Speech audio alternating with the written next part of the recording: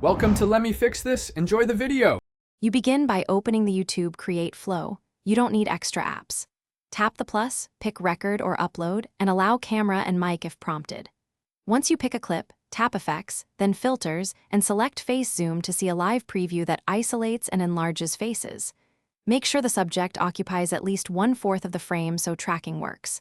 Once the preview looks right, set intensity and duration before moving on to trimming. Now you refine how the face zoom behaves. Adjust the intensity slider to control scale and use the duration handles to limit the effect to the exact timestamps you want. Scrub the timeline to check tracking across head turns and movement.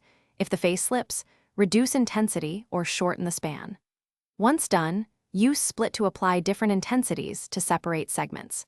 Make sure transitions are seamless by previewing the full clip at normal and zoomed playback speeds.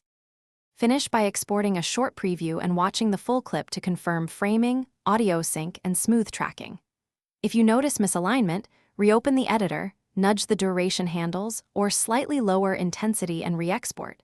Small changes fix most issues. If tracking consistently fails, clear YouTube app cache, update the app, or re-record with better lighting and more face contrast. One troubleshooting tip: bad tracking usually stems from low light.